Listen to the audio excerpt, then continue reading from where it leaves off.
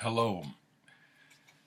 I think I've caught up with my rest from the weekend, I think. Because it's Monday.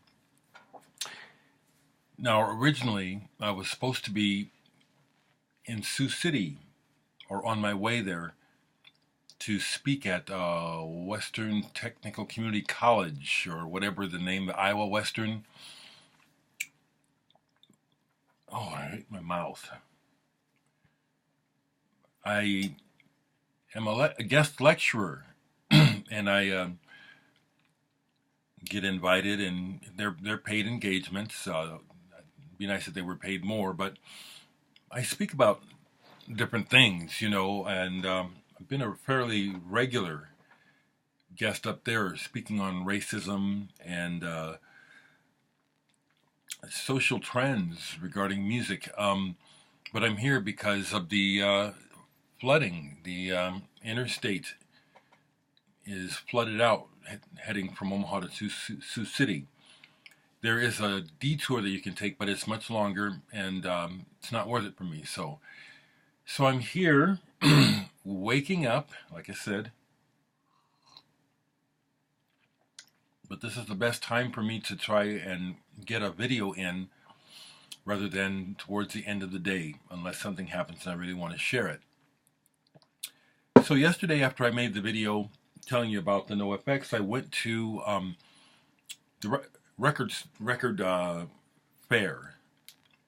We have them twice a year here. You know how you have your regional record store big shows, and many years ago I used to have a table at them.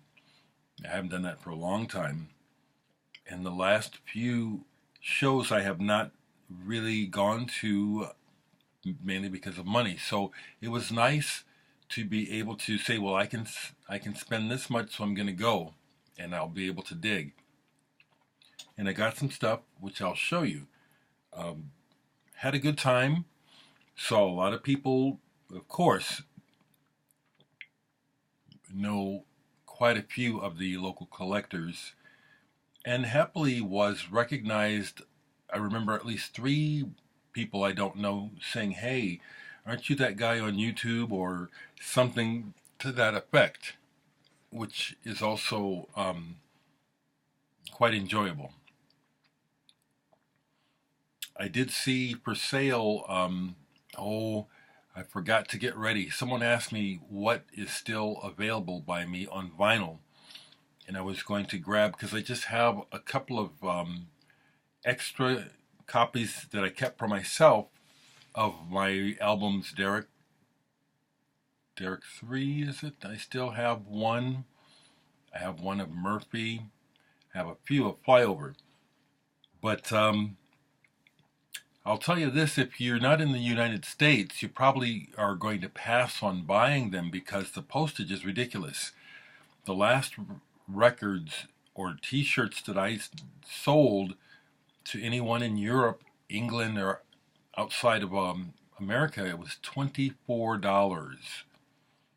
And I think that's highway robbery, just for a single album or flat package.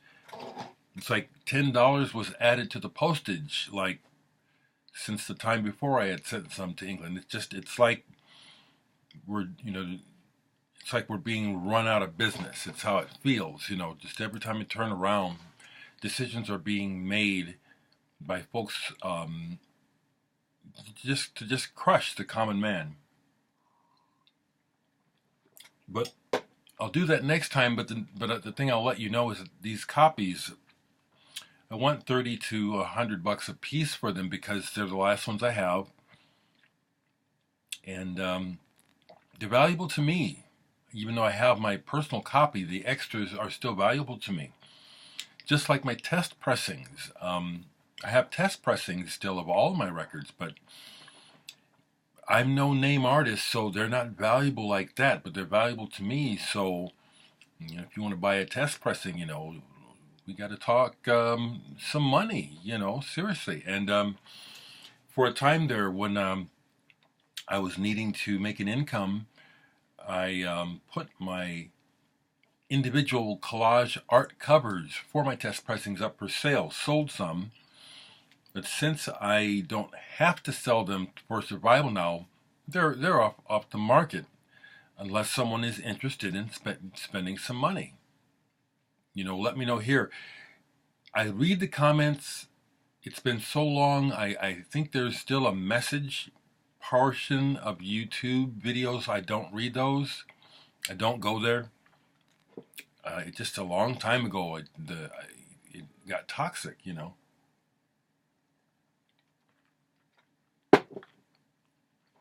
So I'm going to show you what I got at the record show yesterday. I also want to thank you folks for being real with me. I'll be real with you.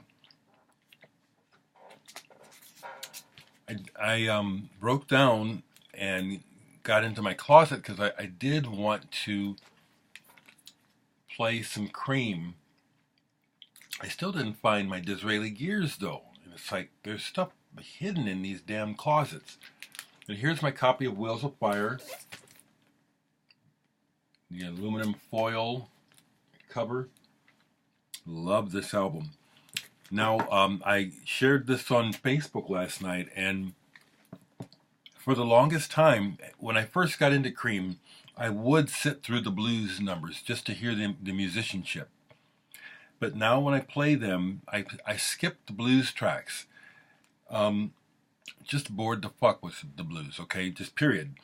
I love them when they're doing their English thing. And particularly what got me to pull this to play is Pressed Rat and Warthog, the one written by Ginger Baker, where he recites the poem. I love it. I always have. And the other songs on here, Deserted Cities of the Heart. Oh man. As You Said, Passing the Time. Great, great album. And then I found it.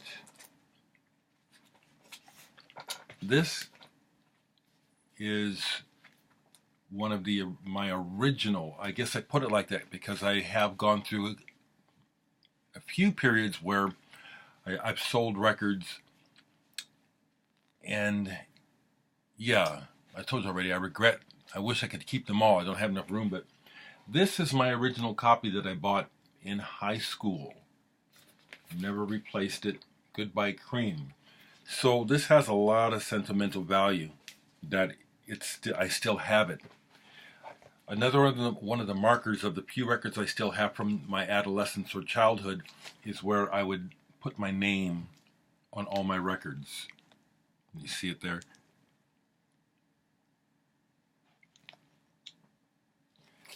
And my goodness.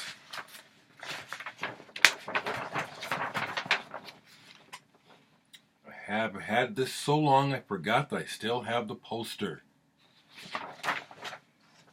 So this is like as beat as it is. This is kind of like a grail item in my home. I've got a few other records like this. Right quick. Because I should be able to find it really quick. Yes.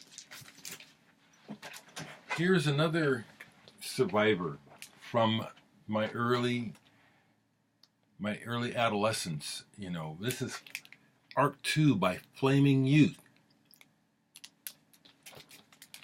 And I dare say if I look on here, my name is probably on here somewhere. Okay, this is one where I didn't because I was really thinking this is cool, so I was trying to keep it cool. But of note, as you know, Phil Collins was in this band before he joined Genesis, and I heard this before I heard Genesis. I knew about Flaming Youth, you know, chronologically. I was introduced to Flaming Youth and Phil Collins before I ever heard Genesis. And this is my copy from my youth. I still have it.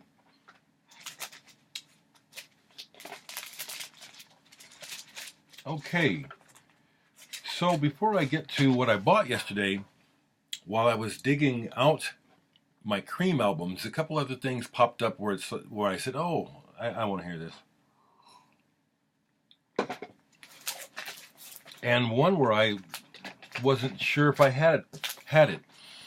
As I've shared, I like to watch documentaries about music, and I just have recently watched a couple that I really enjoyed. One about Birmingham, one about Duran Duran, another one about Ultravox. I like those bands. And then one about John Kay of Steppenwolf. It was a very, very interesting story.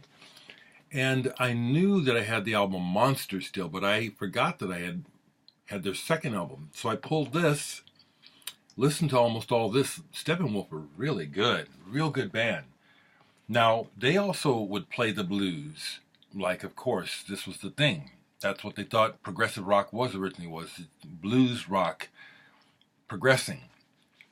And the thing that I want to give John Kay and Steppenwolf is, due to John Kay's study and connection with the blues so young in his life, they play the blues really well. I still skip the songs, but last night when the song came on, I think it's Tighten Up Your Wig, that's a blues number. I listened for a few minutes and just remarked how well this young white band at the time, and again, put it in the context of the times, it was pretty well, it had a lot of feeling. It had a pretty darn good blues feeling.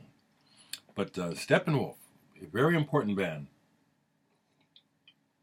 I was glad to find that I still have, that I had that. A couple more.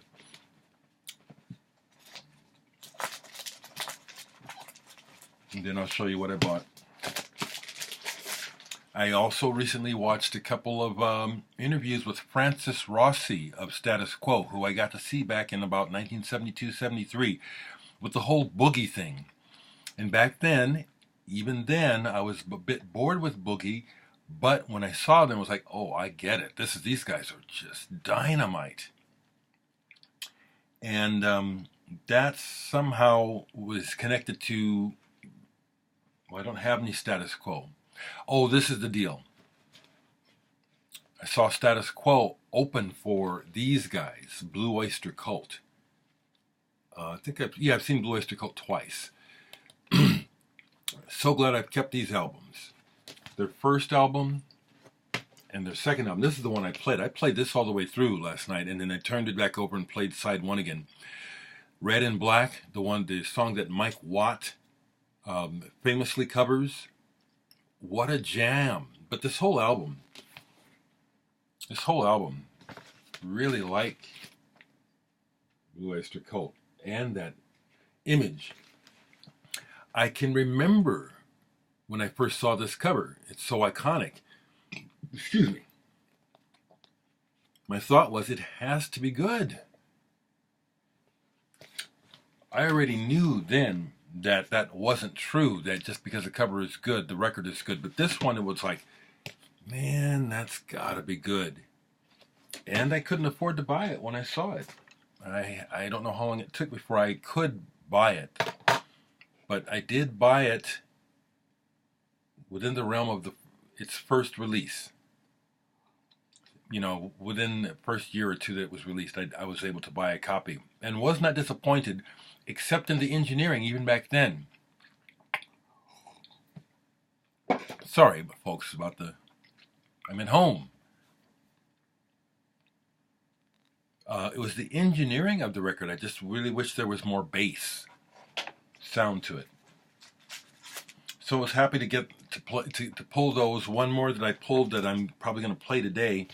I still have a bunch of Monkees albums. I love the Monkees, and this is a nice English pressing of the Pisces, Aquarius, Capricorn, and Jones Limited. I always think of you, Stephanie, and us as kids when I played the Monkees, because we were into it. You know, we shared our love of this together. And as you can see, I'm not going anywhere, but I will speak up when I feel like it. I want to thank Vinyl James, for leaving a comment, chiming in with how it's easy for you folks to say, just ignore them, but are you dealing with it? And of course it's like gnats. Like in a car, you're driving and a gnat's bugging you, and if you pay too much attention to the gnat, you're going to crash. Very good point, people.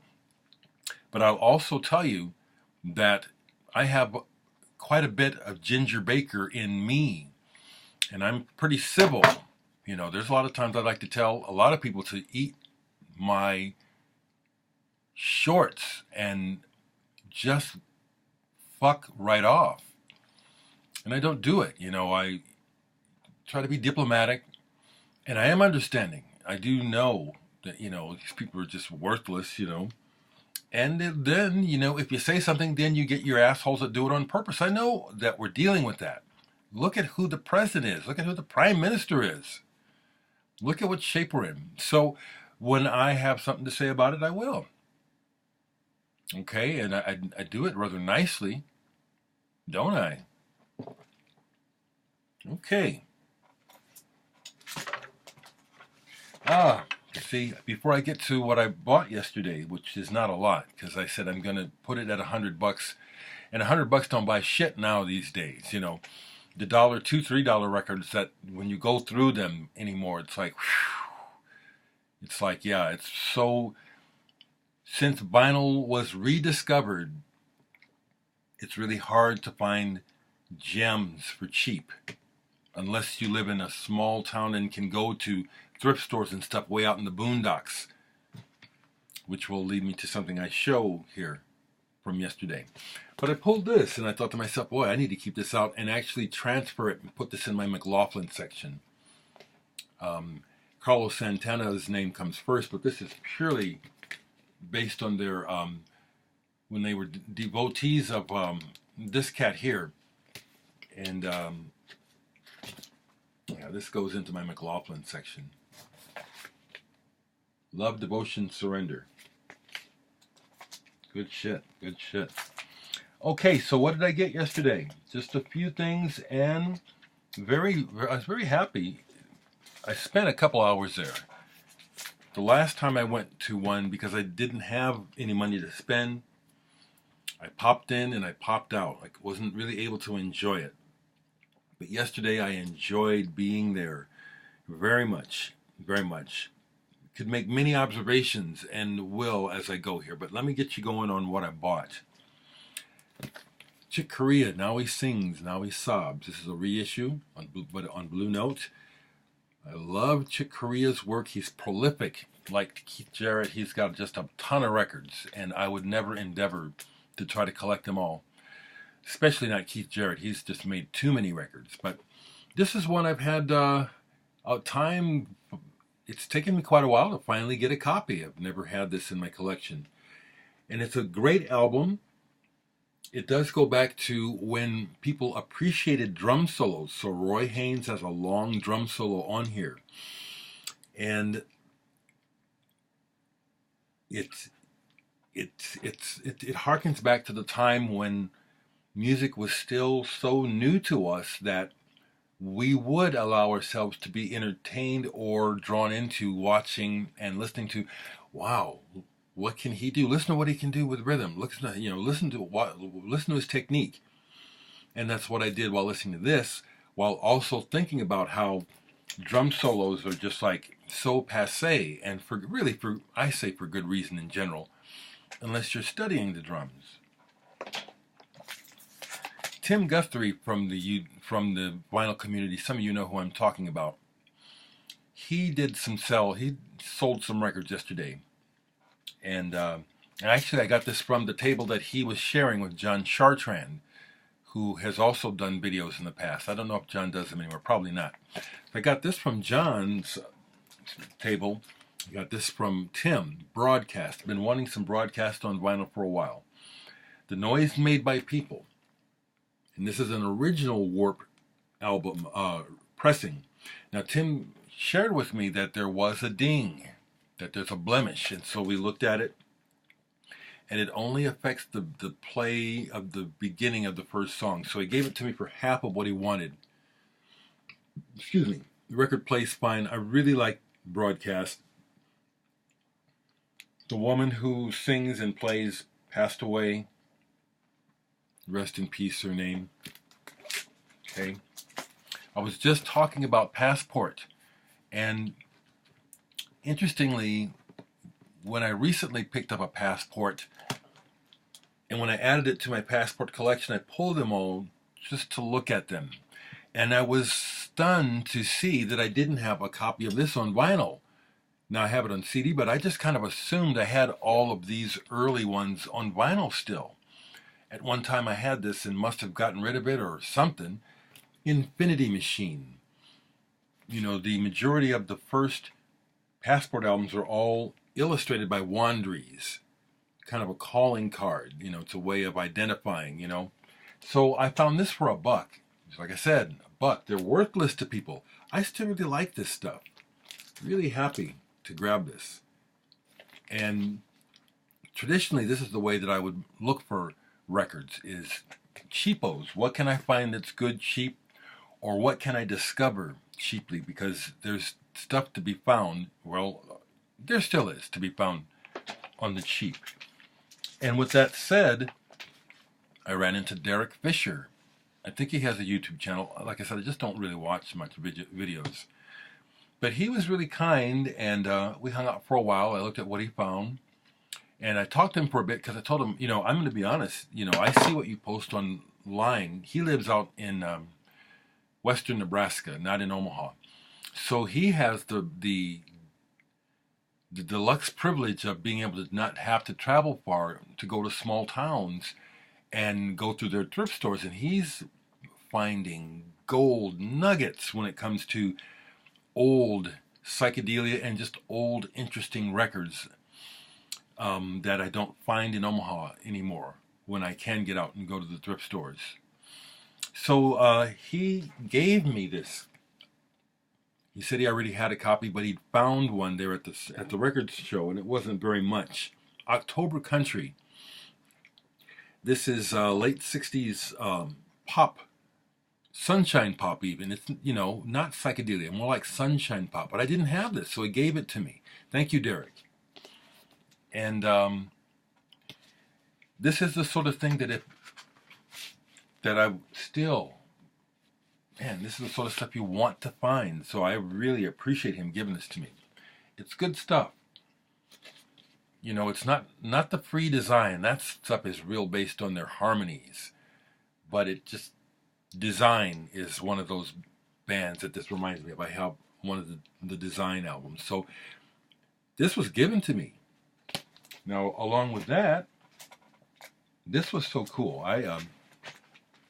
I really do appreciate my position in the community here in general in Omaha, but especially in the music community here in Omaha. I do get a lot of love and respect from people, and I really don't care about people who may talk about me behind my back. There's really nothing to say behind my back unless some little personal grudge someone's holding against me, you know.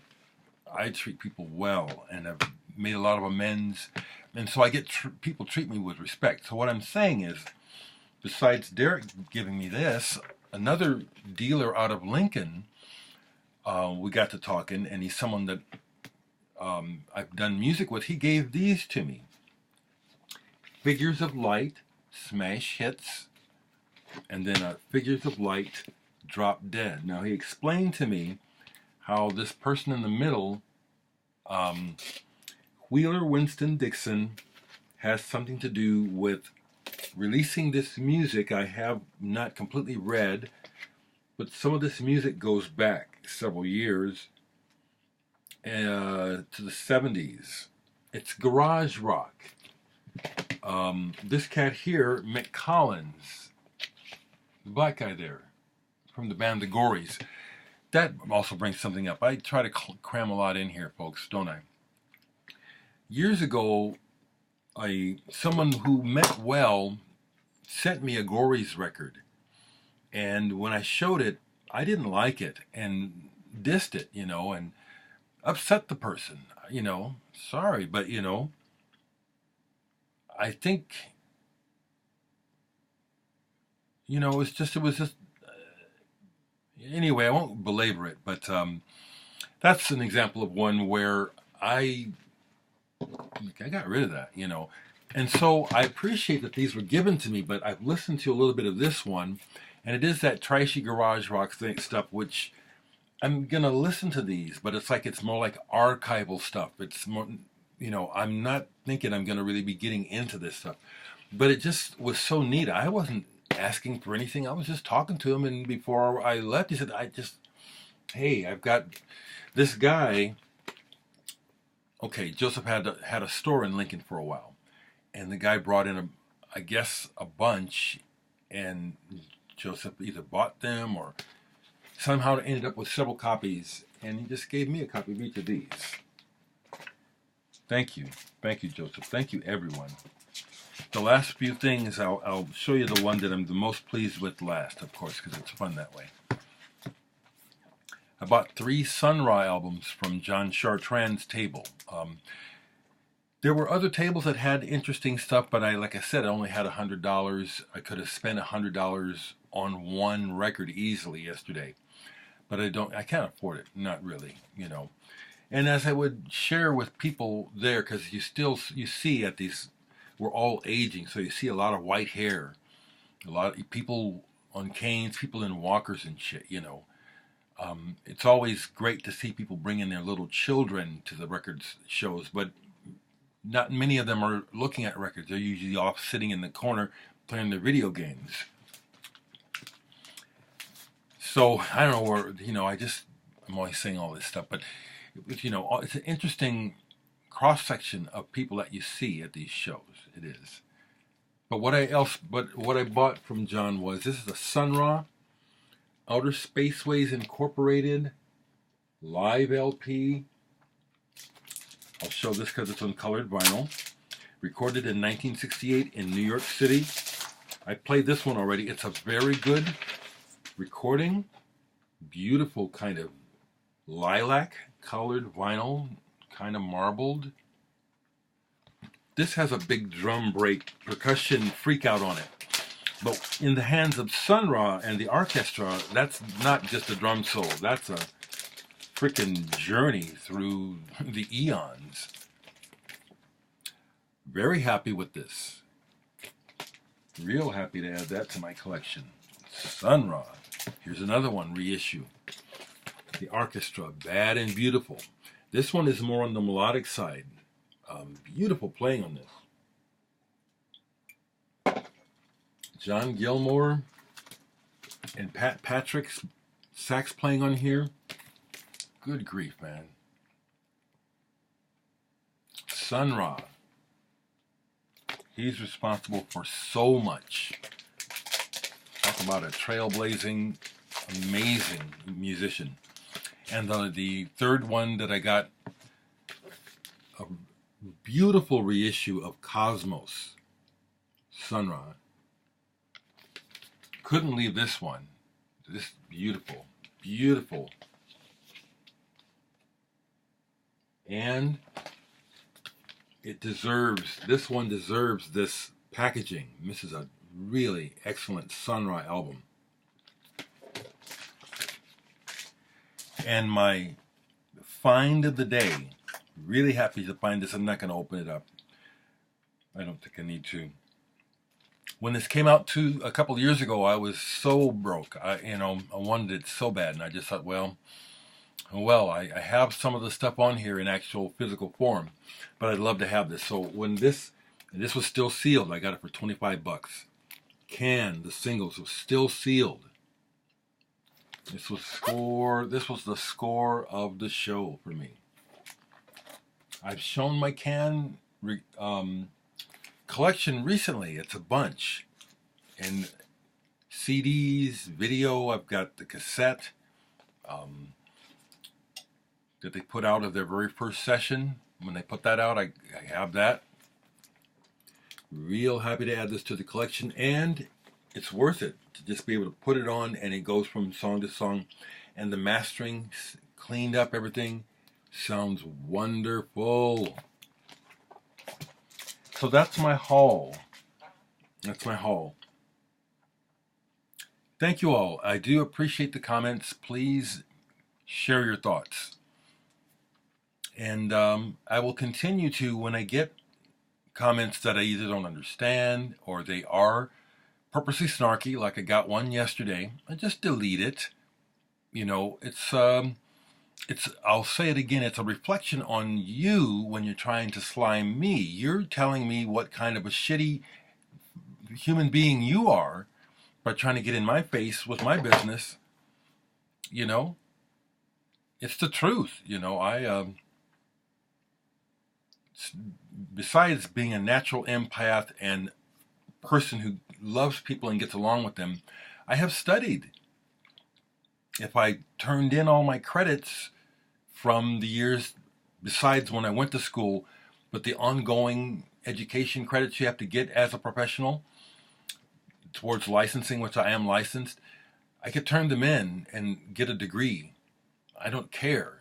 But what I'm saying is I have knowledge besides experience about people. And people can fool me for a while, but then after a while it's like, okay. You know, and it's like the other thing I realize about life is that we're all living in our heads, assuming this is the way the world is. And some of the dumbest, most ignorant people are the ones who are the hardest to deal with because they haven't thought or even realized. They just assume that what they think and feel is the way it is. And so, you know, that those are some of the people who are the most exasperating to deal with because they just have no objectivity or perspective. And I don't mind taking a few minutes to talk like this to say, that's some information I have, and that's why I speak on it. Because you ignore something long enough, it festers into a huge thing. And that's what we have now, is this huge festering bulbous pus of civilization that is overrun with mediocrity and ill-educated, uninformed people who are just, we could be doing so much better. People are, I'm speaking in generalities, but these generalities are true.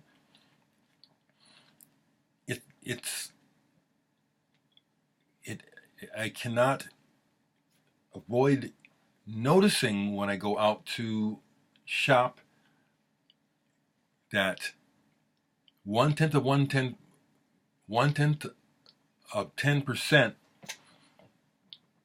get to go to the exclusive shops, and they get to buy all this beautiful stuff, while the great majority of America is reduced to a Walmart world. And when I shop at Walmart, and I don't like shopping there, but it's where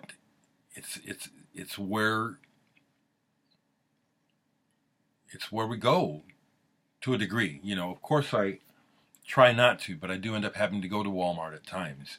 And every time I go there, I'm struck with, this is the reality of America, and it's pathetic. It's pathetic how people just let everything show when they're out in public shopping at Walmart. And the behavior that you see while shopping at Walmart, that's real America. And that is the travesty that I'm always speaking on. See, I'm going on till I'm done. I'm just about done. But it's why I am horrified by the ongoing political madness, you know, that will never fix this, because people who benefit from this system are going to milk it till it's dead, and they'll kill us all on the way. The way the president goes on about, we have the best numbers. See, that's not talking reality. That's talking about this piece of paper, okay? And the piece of paper doesn't include all of America. We have 3% this is that, unemployment's this and that, best numbers since so-and-so. That's because you're excluding all the people who don't report. And all you got to do is go downtown in any major city and look at the homeless tragedy. It's the sad motherfucking situation.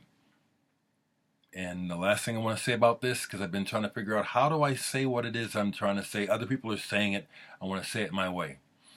I'm looking at the children of the world acting more responsibly or attempting to be more responsible than the average adult about what we're facing.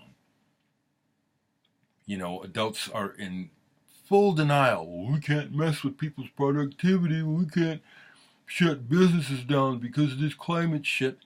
Fuckers. And the kids are trying to tell you, we're the ones we're paying for it now, you know. That big chunk of Antarctica that just broke off.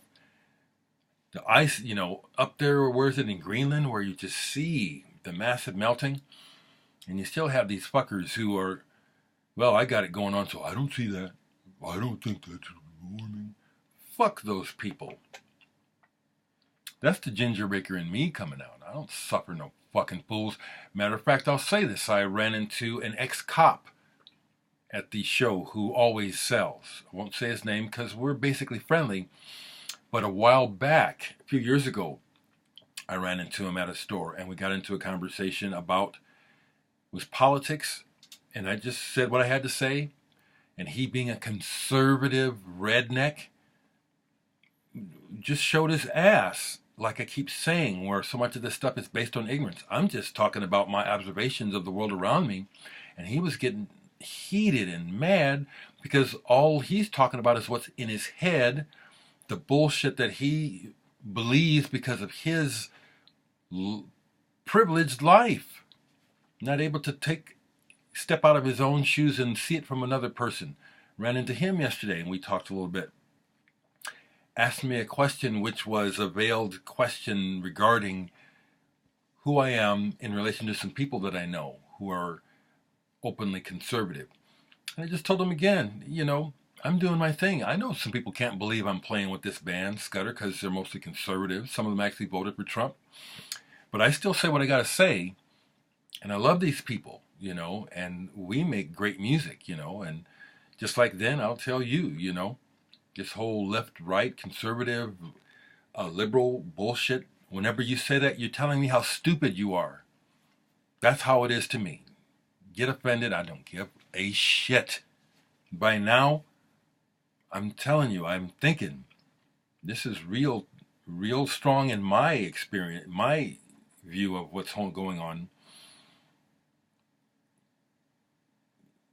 It's very clear that if you take a side or if you define yourself, I'm left, I'm right, I'm conservative, I'm liberal, you are telling me you don't see clearly. You are telling me that this is my filter, I see everything through, so that's my bias. I can't see what's really going on. And I think we're losing. We are going to lose because more people cannot see through this bullshit. And the other thing about it is that a lot of it is foisted upon us. We're manipulated into taking these positions. Can't you see it? I do. I have my own filter, but I'm trying to just base it on what I'm experiencing, not what somebody told me, okay? Is that enough for today?